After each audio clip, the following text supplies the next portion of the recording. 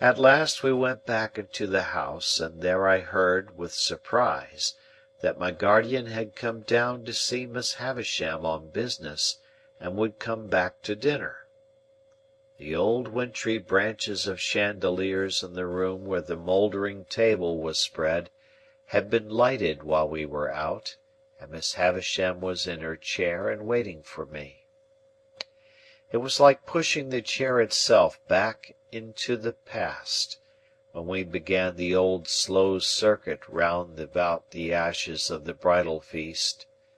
But, in the funereal room, with that figure of the grave fallen back in the chair fixing its eyes upon her, Estella looked more bright and beautiful than before, and I was under stronger enchantment. The time so melted away that our early dinner hour drew close at hand, and Estella left us to prepare herself. We had stopped near the centre of the long table, and Miss Havisham, with one of her withered arms stretched out of the chair, rested that clenched hand upon the yellow cloth. As Estella looked back over her shoulder before going out of the room, Miss Havisham kissed that hand to her, with a ravenous intensity that was of its kind quite dreadful. Then, Estella being gone and we two left alone, she turned to me and said in a whisper, "Is she beautiful, graceful, well grown? Do you admire her?" "Everybody must who sees her, Miss Havisham."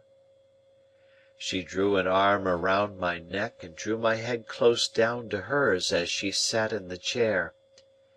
"Love her, love her, love her!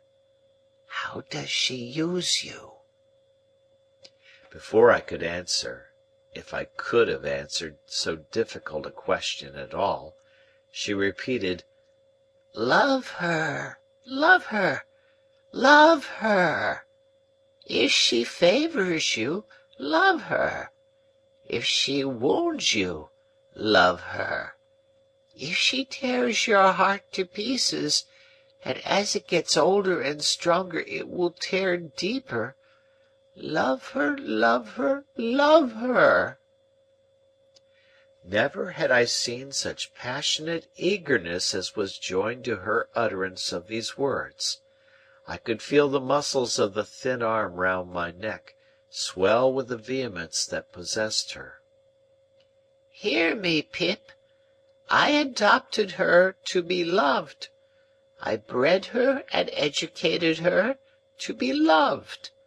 I developed her into what she is, that she might be loved. Love her!" She said the word often enough, and there could be no doubt that she meant to say it; but if the often repeated word had been hate instead of love, despair, revenge, dire death, it could not have sounded from her lips more like a curse. "I'll tell you," said she in the same hurried, passionate whisper, "what real love is. It is blind devotion, unquestioning self-humiliation, utter submission, trust and belief against yourself and against the whole world, giving up your whole heart and soul to the smiter, as I did." When she came to that, and to a wild cry that followed that, I caught her round the waist. For she rose up in the chair, in her shroud of a dress, and struck at the air as if she would as soon have struck herself against the wall and fallen dead. All this passed in a few seconds.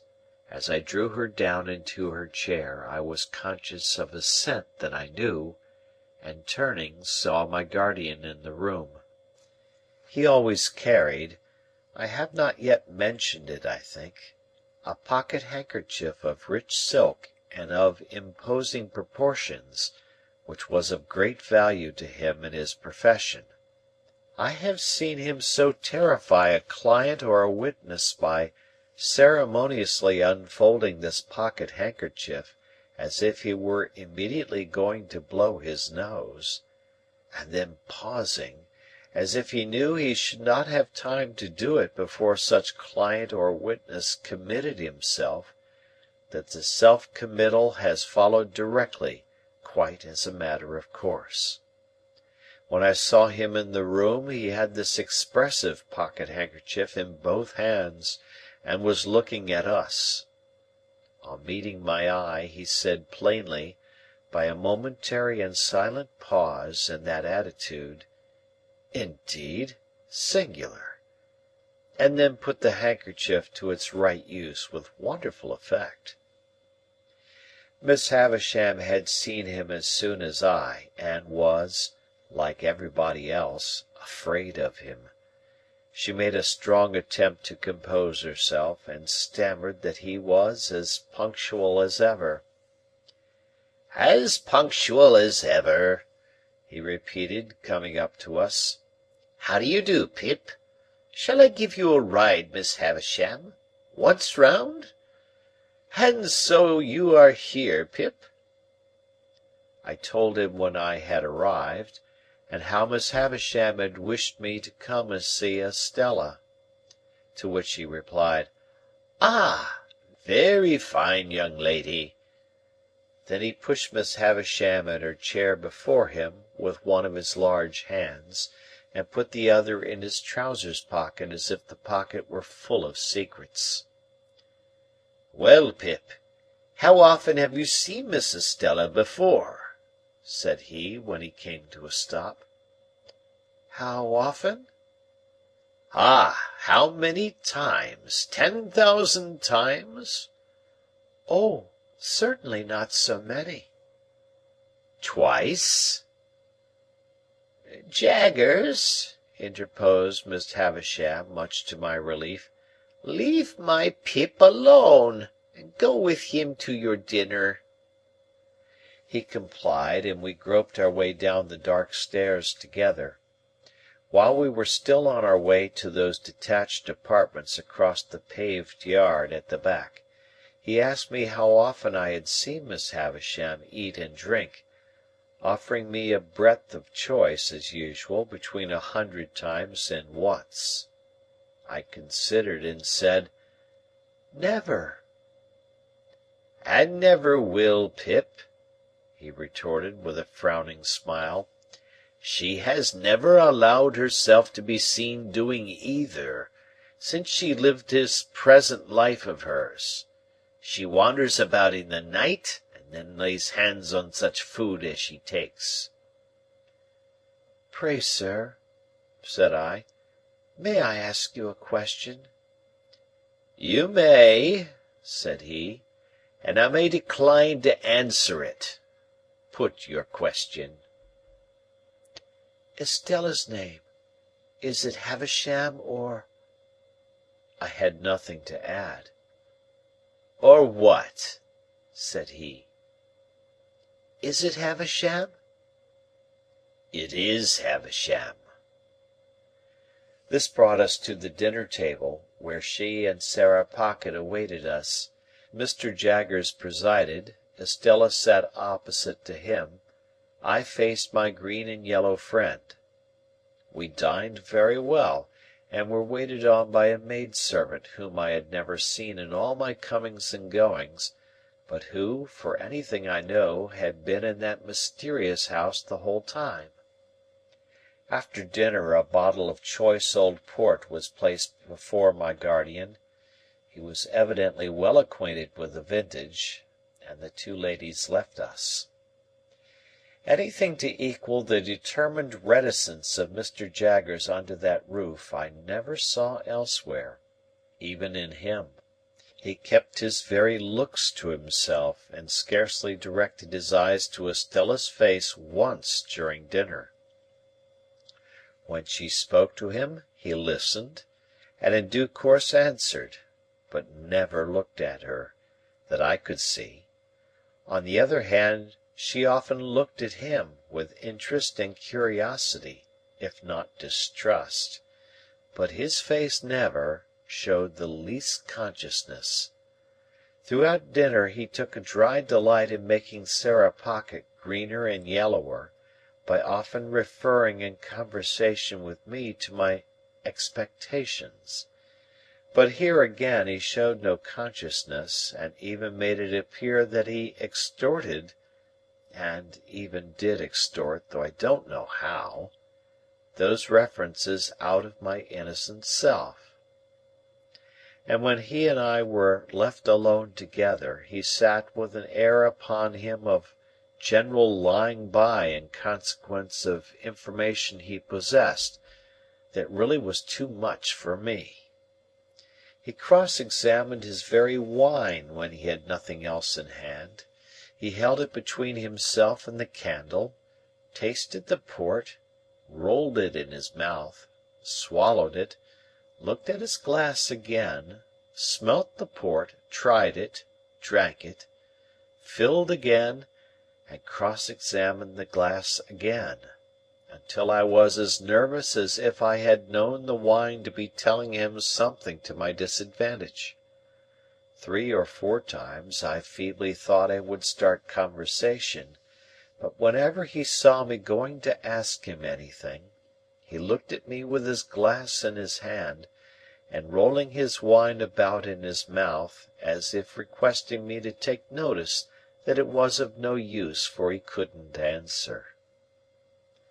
I think Miss Pocket was conscious that the sight of me involved her in the danger of being goaded to madness, and perhaps tearing off her cap, which was a very hideous one, in the nature of a muslin mop, and strewing the ground with her hair, which assuredly had never grown on her head.